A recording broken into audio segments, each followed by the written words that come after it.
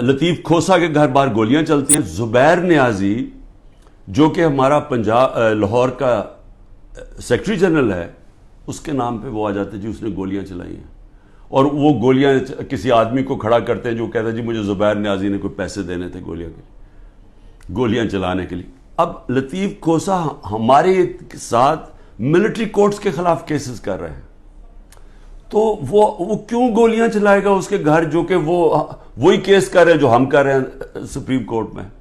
اور پھر ضلع شاہ کا جب قتل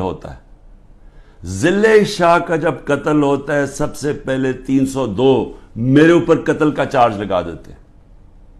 3 دن تک وہ میرے اوپر 302 لگاتے ہیں قتل کا چارج.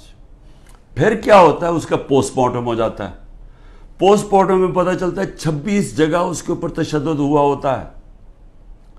تو اب ظاہر ہے وہ یہ تو نہیں کہہ سکتے تھے کہ عمران خان نے اس کو تشدد کروا کے اپنے کارکن کو مار دیا. تو انہوں نے پھر ایکسیڈنٹ اس کا ڈال دیا. ایکسیڈنٹ میں بھی کہا کہ عمران خان اس کے اندر کوئی اس نے انفارمیشن چھپائی ہے، میرا پھر نام ڈال دیا.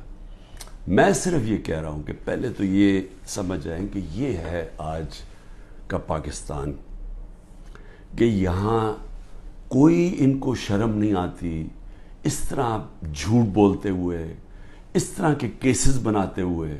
ان کو کوئی شرم نہیں ہے کہ ساری قوم کو پتا کہ جھوٹ بول رہے ہیں. یعنی کون نہیں جانتا کہ یہ جو انہوں نے کیا ہے، سارا کوئٹہ کو پتا ہے کہ یہ اس کے اندر عمران خان کا کوئی تعلق نہیں تھا. میرا تعلق 150 کیسز تھا، مجھے کیا نہیں، اور بھی کوئی وکیلوں کو میں بھرواؤں گا. اور وہ کیس جس کی اہمیت ہی نہیں تھی، سب کو پتا ہے جھوٹ بول رہے ہیں، لیکن ان کو کوئی شرم نہیں ہے. یہ سر پیر سے اتار بیٹھے ہیں. انٹرسٹ صرف یہ کہ کسی طرح عمران خان کو جیل میں ڈالنا ہے.